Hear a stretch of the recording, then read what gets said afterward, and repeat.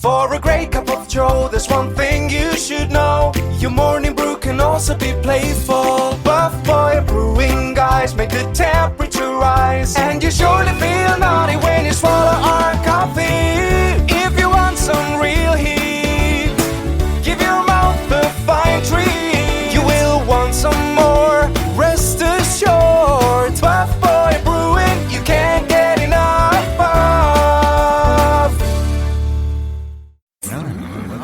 It's time for The Scribble, your weekly fix of celebrity chats, bizarre stories in the news, and basic random chatter with best-selling author and syndicated radio host Jeremy Bradley. Make sure your seat is in the upright and locked position and your barf bag is securely in place. Here's Jeremy Bradley.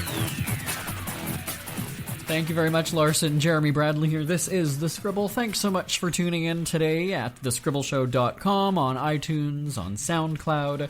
I'm really getting into this groove of podcasting. It's completely different than our 2-hour radio shows that we do, but nevertheless, it's 30 minutes, so it's much quicker. We do 2-hour shows elsewhere, and so it's really great. And I've loved hearing the feedback from you on Twitter at The Scribble Show, and again at thescribbleshow.com. So what are we doing for episode 7 today?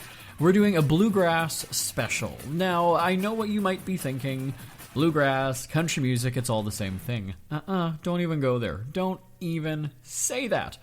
Now, it wasn't until I started hosting our country music show called The Open Road that I realized there's a difference between country and bluegrass. Well, you know what? We've got the new queen of bluegrass, Rhonda Vincent, coming up in just a few minutes. Hope if anybody's going to know the difference, it'll be her. So I'm going to ask her about that. And the Roys, a brother-sister duo, with it's a touching song, even better video, called Those Boots. And we're going to talk with one half of the duo a little bit later on The Scribble. So I hope you'll stay tuned for that. So, without further ado, because it's a jam-packed episode today, let's hit the celebrity phone. Celeb spotting on The Scribble. The Wall Street Journal calls her the new queen of bluegrass, so of course we have to get her on the show, right? Rhonda Vincent joining us on the line. Hello there. Hi there. How are you? I am doing great. It's a beautiful day in Nashville, Tennessee. I love that. Well, I guess, and that's a great title as well. First off, let me ask about that. How does that feel, the new queen of bluegrass? Oh, you know what? That has been so fun.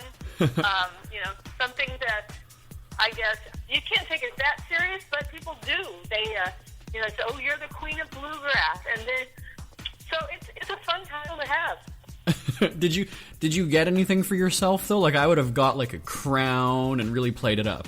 Did you do anything? You know, I didn't, but someone did take it that far. Then a few years later, there was a special ceremony, and they gave me a crown. I have it in my trophy case at home. It is beautiful. And just making it official, they said. Okay, so you mentioned the trophy case. I was going to ask this a little bit later on, but looking at the list of awards, I mean, you've won everything. Fiddle Awards, Beauty Queen titles. What else do you have? Is there anything that you cannot do? Well, I haven't been able to get Male Vocalist of the Year. Good point. Now, you know what? That's one thing I think my father instilled in me, that he said, don't ever let somebody say you can't do something. So I like to do a lot of different things. I have fun with that. You know, when I went to college, my major was accounting, but what do? I take photography and yoga and swimming, and it's like, I was so excited to see all of these different opportunities. It's like, I can do all of these things. How fun is that? For sure. You mentioned your dad. So family, big inspiration to you, right? You have a long history of music with your family, too? Grew up in a musical family up in northern Missouri. Green Top, Missouri is my hometown, and, you know, we had when I was 5, that's the first documentation. I actually started singing when I was 3 and joined a group. But at 5, we had a radio show, had a TV show, made our first recording. Dad picked me up from school every day. We played till dinner. After dinner, friends came over and we played till bedtime. It was a very intense life of music, or on-the-job training, I guess you could say. Spent all of my life, you know, every waking moment was, besides school, was dedicated to music. So what you're saying is you really don't care for music that much, do you? Well, luckily, you know, I had a friend of ours that told me a few years ago, she said, I thought that when you got old enough to get away from this, that you would just run as fast as you could run away from it. And she said, instead, I watched you grow to love it. So I'm glad that I love it, and it prepared me for what I do today. I'm very thankful. Is it what you expected? Obviously, as a kid, you don't really know the business side of things. So what's been your biggest takeaway? I mean, you've literally been doing this your entire life. I have, and it's different degrees and different scenarios. From being on You Can Be a Star in 1985 to working with the best of the best in Nashville, doing a couple of country albums in the 90s. And I think my greatest disappointment, because it is my life. And when I got to Nashville, I look at that as 5 years of my musical college years, of things you learn from the best of the best that you could never learn anywhere else. And I discovered that it's not really about me or a person it's not about a career. It's all about a product. And I think I went through that, discovered that, and then said, no, I'm bringing this back. This is my life. And that's when things fell into place when I signed with Rhonda Records. And I put my first band together and started making my own recordings. And I think there's probably an independence in that carries through to what I do now. I have my own label. But that was a very valuable experience, because I could not have done this with my own label and with my own agency and having everything in-house if it wasn't for learning from all of these other people. So not to say that was a bad experience. It was just the basic premise of having a career is basically selling this song or selling an album. It's a product. So that was the only downside, I think, for me. And you've met a lot of really music legends. I know you're friends with Dolly Parton, right? I am. I just saw her this week. And she's been on our show. We love having her. Do you have any other musical inspirations, though? Well, I mean, we listen to the Grand Ole Opry. My amazement now is that as a little girl, we listened to the Grand Ole Opry, listened to these records over and over, and to now be able to call those people that I admired so much as my friends, and to say, my goodness, I can go see Dolly Parton. I can email Willie Nelson and say, hey, would you be on, he's singing the duet with me on our current album, Only Me. I still pinch myself. That amazes me when I'm standing in their presence and it's like, oh my goodness, or getting an email. When Only Me received a Grammy nomination, I emailed Willie and I said, oh my gosh, we've received a Grammy nomination on this. He immediately emailed back and said, congratulations, you will win. Now, we didn't win, but just the fact that Willie Nelson emailed me back to say congratulations, that is one of the coolest things that's just the coolest thing ever. Slight difference, crossover, they say, between bluegrass and country music. And I didn't realize that there would be sometimes such a debate about this. You do both styles of music, though, right? I do. I tour and perform with a bluegrass band, also singing a lot of the country songs. Growing up, it was my mom and dad, grandpa, aunts, uncles, cousins, and friends. There was not a segregation of the music. It was one and the same. We did a show, and you would see Aunt Catherine singing a Kitty Wells song. My grandpa would sing a Bill Monroe song, from Jimmy Martin to Loretta Lynn. Everything mixed in between. And that's another thing that I think that I enjoy, that I love, that I carry on to what I do today. Now, mostly because of the Country's Family Reunion, the TV show, and I've cruised on their cruises, and they have made me part of their all of their shows, and I'm very grateful for that. That allows me to get to sing with a steel guitar, which then led to this new project that has 6 bluegrass songs and 6 country songs, making the illustration I've been wanting to make for a long time, that no matter if I'm singing with a banjo or a steel guitar, the voice is still only me. Exactly. Now, we do have a top 40 music show, so people might not really understand, like, what is the difference? Like you're saying, is it the musical instruments? Because your voice is your voice. It's basically the instrumentation, because, the basic premise of bluegrass is it's all acoustic. If I get my mandolin and I play for you right now, if you're standing in front of me, or whether I'm recording, you're hearing it on the stage, wherever, it's the sound. You're hearing the sound of that instrument makes. Now, in country music, these days there's technology that you use. They can create almost anything. I still think in our traditional country music that we create, you're still hearing the actual sound of the steel guitar, the tones that it makes. But there is amplification. You're running it through an amplifier. There's drums. So that's the greatest difference, I think. An acoustic guitar would be the same, and the fiddle would be the same, but you might use an electric bass, which I did not on this project. I used a fret bass on both. Another thing that carries, some things carry over either way. Steel guitar, you don't see in bluegrass very often, though I love it. That's my favorite instrument. The drums, you don't see in bluegrass very often. But it's basically the instrumentation and the fact that it could be, that it's acoustic. So, your music is awesome, and people can hear it basically everywhere. You've got, tour dates. Worldwide. We're traveling the world. That's right. Okay, so tour dates you've got. Just tell me what you're working on. Do you have time to even come up with anything new, or are you just touring? I'm working on a Christmas album that I started last year. I started it in November, and I think it was perfect because I don't write. I don't look at myself as this constant songwriter. It's basically I'll write a song when I'm getting ready to record, which is what happened. I was inspired to write this song on a Sunday. I wrote a song. On Monday, I wrote another Christmas song, and on Tuesday, I wrote a third. I have 3 brand new Christmas songs that I am so excited about, and working on something that that's what I love. Thinking of what we can do, what's something new and exciting. I have greatest surprise on this Christmas album ever. It's a little tedious in getting scheduling and getting it worked out, but I cannot wait to reveal it. So, yeah, I'm working on a Christmas album. We're touring, a record touring year for us. We're getting ready to go to countries we've never been to, Prague, I found out, is the bluegrass capital of Europe. Wow. And we have, in December they called, we have already sold out our first show, and then they said, well, can we do a second show? So they added a second show. That is already sold out also for July. So 6 months in advance. Pretty exciting for us because we've never been there before. Well, they heard the Queen of Bluegrass is coming. That's what it is. Yes, so. Well, I've got to say, so for motivation then, did you put up your Christmas tree early? What did you do to get into the Christmas spirit? Well, I mean, it was the Christmas season when I started this. Okay. Now I'm going in and we're continuing to record, and that's what I should have done. I just have to, when I get in there to start singing these, I kind of have to start taking myself back at home in my mind at Christmas time so that I am I'm thinking in the spirit of Christmas. For sure. Okay. So your website, your social media, how can people stay in touch?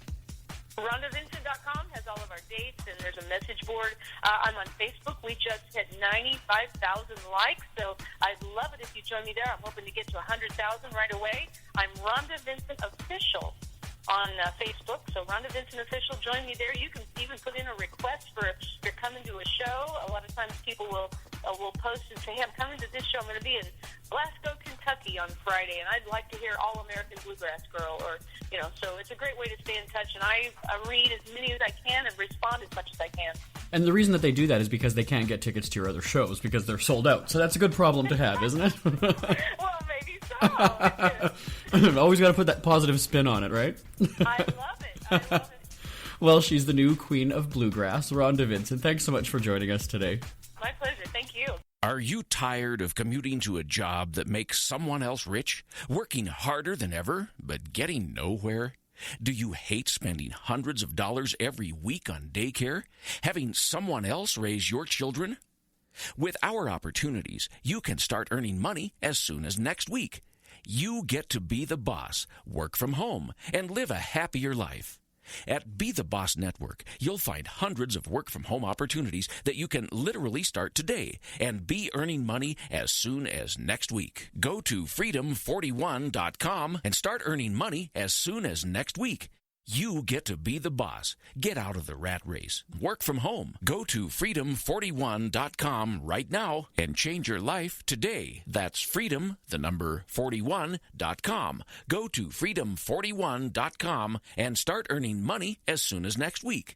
You be the boss. Go to freedom41.com. Jeremy Bradley here, back on The Scribble, again on Twitter at The Scribble Show and thescribbleshow.com. Thanks to everybody who is tuned in on SoundCloud and iTunes. Our Bluegrass special continues.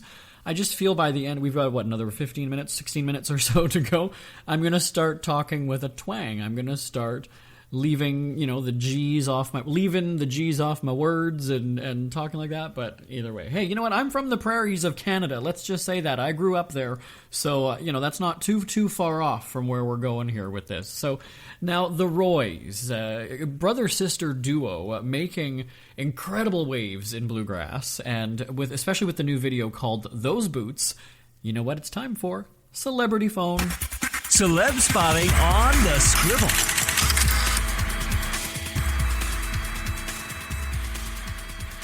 We continue our bluegrass special on the show today. Now, she's one half of the musical duo The Roys. Elaine Roy is joining us on the line. Hello there. Hello, how are you? I'm good, thanks. How are you? Doing great. Thank you so much for asking. Oh, no problem. Now, first off, I have to ask, how did you come up with the name? The name of the Roys? Yeah. Well, actually, that is our given name. That's our last name. And since there's two siblings, we figured we would use our name and add an S to it. So we came up with the Roys. And sometimes it's Elaine and Lee, but normally it's the Roys. Very, very creative. I was opening with a joke there. Now, one thing that I've picked up while hosting our country music show, The Open Road, is that country and bluegrass music is very family-oriented. So that's something that I wanted to ask you then about how your musical relationship with your brother started. Well, absolutely. I mean, music runs in our family. It's on Mom's side of the family. That's where all our musical talents come from. Our grandmother LeBlanc played the fiddle, and we had aunts and uncles that played the guitar and sang, and so we were always around that musical element. And I was 5 years old when I first started to sing, and my biggest dream was to come to Nashville and sing on the Grand Ole Opry, and little did I know that my brother had the same dream. So, being around it, having family members that play absolutely helped us, probably in our path, but I always said that was a God-given thing, that when we were born, there was no other thing that we would know how to do except play music, and we're so blessed that we get to do that. As a kid, I'm sure watching or experiencing the Grand Ole Opry is one thing, and then when you're a grown-up and you're in the industry and you've had success, it must be something completely different as an adult. It definitely is. We played the Grand Ole Opry in 2013 for the first time, and people always ask, how was it? There's no words to describe the feeling other than it's the closest to heaven that I've ever been, and I hope that's where I'm going, because it was a very happy night, and I felt that everybody along our way that helped us, our parents and our grandparents and our fans and DJs and anybody that interviewed us or helped us along the way was there with us, and it was a proud moment and a nerve-wracking moment, but very humbling and very blessed. What is it that's so thrilling about the Grand Ole Opry? Because I think that even people who aren't country music or bluegrass fans have heard the name. And of course, we always hear people talking about it. So as an artist, or even as a country or just a music fan in general, what is the significance of the Grand Ole Opry then? Well, I think so. I think that, the Grand Ole Opry is world renowned. I mean, it don't matter what kind of genre of music you're in, everybody pretty much knows the Grand Ole Opry, and it's just the history. I mean, they're celebrating 90 years that it's still on the radio and it's still going. I mean, one of the longest radio shows ever. So, it's just all the history and all the people before you, the people that you admire. And, the people that are coming in 20 years from now that will be standing on that circle that people are influencing now. I mean, it's just a thing that's like passed down from generation to generation. And it's just the history of it, because you know who stood in that circle before you. And when you get to stand in that circle, it's pretty amazing. And you use the word admire, so I have to ask, who do you admire? Well, for me, of course, family members. My grandma was a great fiddle player, and we had uncles that played fiddle and sang, and so they were, people that we admired very much. And professionally, I would say Dolly Parton is the one that really caught my attention as to, she's a full entertainer. She's a great songwriter. When you sit down and really listen to her songs and know her background and how hard she's worked to be where she is, I admire her very, very much, and I appreciate what she does. I have to say, we had her on our show a few years ago. We've had lots and lots and lots of celebrities. She was the one where, I'm going to admit, I maybe had kind of a little drink before, because I was sort of nervous. It's Dolly Parton, come on. She just has that presence. When she walks into a room, everybody stands up, because she commands the room. And, I've met her a couple times, and each time she's been very sweet. And, what you see on TV and hear on the radio, that's just her. She has a good heart, and I'm glad she didn't let me down. Yeah, for sure. So now, having family in your business is one thing. So I want to do something fun here. Tell me the good and the bad about working with your brother. So what's the best thing about working with family? The best thing, well, it's cool to share the journey with a family member. As I said, we had the same dream growing up, so it's really cool because he knows how hard that I've worked, and I know how hard he's worked. So to see it come to life is really exciting to share it with your sibling. And the downside of it is that you work with your siblings. No, we pretty much get along very, very well. We have our moments like every other family member, but we always try to remember that, family comes first, because at the end of the day, at the end of our life, when all this career is over and we're old and gray, we'll have memories to look back on, but more so we're still brother, sister, and we always try to keep that in mind and respect each other and just work hard at what we love to do. But is he jealous that you're the star of the group? Of course he is. Now, the song... Don't tell him that, though. Well, it's out there now. We've already said it. So the song, Those Boots, a moving song, video just as good. Tell me about the significance of Those Boots for you. Yeah, that was a song that Lee co-wrote with our friend Janae Flanor, and while we were putting this album together, we always bring songs to the table that each of us have written together. And he said, I want you to listen to this song. I don't know if it's going to fit the album, but it's kind of a cool song, but I'm not sure. And the first time I heard it, I was like, oh, hands down, that has to be on the album. I mean, just the three different scenarios, both the farmer and the military and the musician. I just thought it was really great. And no matter what shoes we wear, I mean, every single one of us on this earth has a story to tell. We have different ways of getting through our journey or to the point that we're trying to get to, but every single person has a story, and I really thought it was a cool message. And when we play it live, we get a great reaction. People really seem to get the gist of the song, and we're really, really excited about the video and glad that people are starting to hear it and really like the message. But the visuals in it, the giant flag unfolding and the kids running and then jumping out of the helicopter or plane, whichever it is. I mean, that must be really incredible when you're putting together the video to see those right in person, right? Absolutely. When we find, you do all the shooting and out of the video, and it takes hours and like a day, just the shooting of it, and then we don't see all the editing that goes behind there. But Sammy Passamano, the one that edited everything and shot the video, did a wonderful job, and really helped us put it together with our vision, and he had some cool ideas, and we're really, really proud of it, and we hope people really enjoy it. You talk about the feedback for live performances and your shows. Have you had any feedback then from actual military members outside of concerts? We haven't yet. We've had people Facebook us that they are in the military, or they have family members that are in the military, and they're really excited. They're sharing the video. And that's really what music is about. I mean, music is universal, and, we love our military of all genres that they're in, and we're really, really thankful for what they do for us and keep us safe in this country, because even though with all what's going on in this world, we still live in the most wonderful country in this world, and we know the sacrifice that they do for all of us, and we are so, so thankful to all of them. Oh, that's incredible. And it's true. It's very, very true. You have a very busy year ahead with performances and show. What are you working on now? What's coming out in the next few months?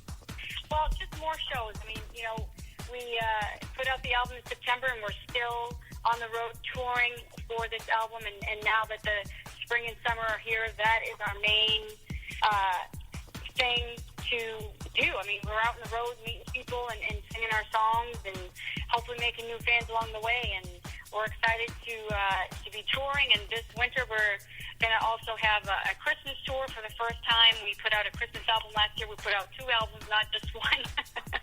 So this year, we're going to actually get to do some Christmas shows, of course, near the Christmas season. So we're very, very excited about that. And, just working hard, just getting out there and playing some music. So you mentioned Facebook. What are the other social media or other channels that people can stay in touch with you?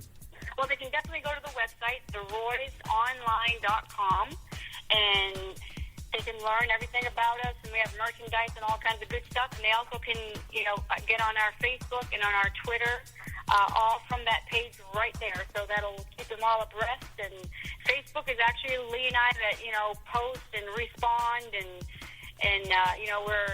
we get excited when we get wonderful messages from the fans, because as artists that keeps us moving. It keeps us encouraged, because it is a very hard business and you can get discouraged really quick. But when we get those messages from the fans, it really, really touches our hearts and makes us work really hard. Well, your music is touching hearts as well, so we thank you so much for joining us. Elaine Roy from the Roys. Inspirational music. Thank you so much for chatting today. Well, thank you. I appreciate your time. Ever had something to get off your chest but never had the balls to say it? That's a load of crap. Speak Free with JB.com is exactly what you've been waiting for. Your chance to tell it like it is and not care what anybody else thinks. Have your say on issues of the day. Join newspaper and radio columnist Jeremy Bradley as he tells it like it is. Hundreds of thousands of people have stopped by, including some well-known celebrities who have had a chat with JB and speak candidly about what's really going on in the world. You can join them too. Have a rant or a rave. Be brave and head on over to www.speakfreewithjb.com now. We hear you chirping. Get scribbling. Tweet up the Scribble at The Scribble Show. Join the discussion with Jeremy Bradley. It's all going down right now on Twitter at The Scribble Show and at thescribbleshow.com. Jeremy Bradley here, back on The Scribble, as you just heard, on Twitter at The Scribble Show. Now, we've been talking, there's been a few references to Dolly Parton here on the podcast today, and so I mentioned that she was on our Top 40 music show called Top of the Charts a few years ago. So I went down the hall and I found the clip from when she surprised me on the air. We mentioned that, and I'm kind of nervous because I'm embarrassed. I'm embarrassed. I want you to hear what I did when Dolly Parton was on the show with us. Lots of great new CDs and DVDs, books, everything out this week. Coming up in the second half of the show, we'll get to Joanne Geffen. She's the author of Chicken Soup for the Soul, the story behind the song. Great book. We'll talk about that coming up. But funny story, actually. I was out of town, flew home last night, got to the airport at like midnight, got home at 1 o'clock, and there was a note saying I've got to check out this DVD before bed. I groaned. That's the last thing you want to do after several days of traveling. But like a hearty radio star, I opened the mail, and damned if it wasn't the new Dolly Parton discs. So I filled up the bathtub, splashing around at 2 in the morning. I mean, who said that radio is a 9-to-5 gig, really? I mean... Hey, I didn't say it was 9 to 5. Hello? Who is this? Hey. Hi. This is Dolly. I didn't say anything about it being 9 to 5. No, this is not Dolly Parton. Yes, of course it is. In fact, I was wanting to call and tell you about my new DVD and CD. You don't by any chance have it yet, do you? Well, I do. Okay, first of all, name 5 classic Dolly Parton songs. Well, Here You Come Again, 9 to 5, I Will Always Love You, Jolene, Coat of Many Colors. Oh, what's the name of her theme park? Dollywood. Oh, I'll be damned. This is Dolly Parton. Are you still down that this is me? I Nobody know. has this squeaky little aggravating country voice, do they? You know what? This morning at the meeting, I questioned. I said, why don't we have a music guest on the show? And there was this odd silence. I thought something was up. Wow. Well, you know what? We kind of set you up a little bit because I was calling. I wanted to talk about my new DVD live from London. And so that's why we kind of pulled one over on you. But this is really me, and I'm really here. And you know me, always hawking my goods. So there we go. That was a shining moment of me on the radio calling Dolly Parton a liar. The legendary Dolly Parton. There's nobody like Dolly Parton. So what do you do when you have a few minutes with her on the phone? You grill her and you call her a liar. But you know what? I'm still on the air, and we've had some really good celebrity guests since then. So it's a walk down memory lane. And the funny thing was that we didn't play the whole thing, obviously, there just now. But we talked for a very long time, and then we stopped because we had to go for a break. And she said, something to the effect of, I'd love to keep talking with you, but I do have to do another interview or two today. And so we ran long, because my philosophy at the time, and it kind of still is, depending on who it is you keep them on the phone as long as you can, because, when are you going to get another opportunity like this? And so certainly I did that. But no, just such a wonderful woman to talk to, the legendary Miss Dolly Parton. And I believe Dollywood is celebrating, is it 30 years this summer? It's just incredible. It's incredible. All right, well, you know what? We are out of time. I want to thank everybody who has tuned in to the Scribble over the past, this is episode 7, so for the past 7 weeks, had a great time emailing back and forth with some of you, tweeting or whatever other channels that you're on. So I do appreciate your feedback. And again, we're out of time, so we're going to have even more guests next week. Where are we going next week? I have no idea. It's always a surprise to me. But feel free to give me a shout anytime. It's always awesome hearing from you. And remember, we've got our Top 40 Music Show, The Open Road, and our Entertainment Wrap-Up at entertainmentwrapup.com for all the latest celebrity news and gossip. And our books. Put down your damn phone already at putdownyourdamnphone.com. I will talk to you next time. Bye-bye, everybody, for The Scribble. Want more Scribble? Check out thescribbleshow.com for past shows, celebrity interviews, cheapskate tips, and more. That's at thescribbleshow.com and on Twitter at The Scribble Show. The Scribble is a speak-free media presentation. If you want some real heat,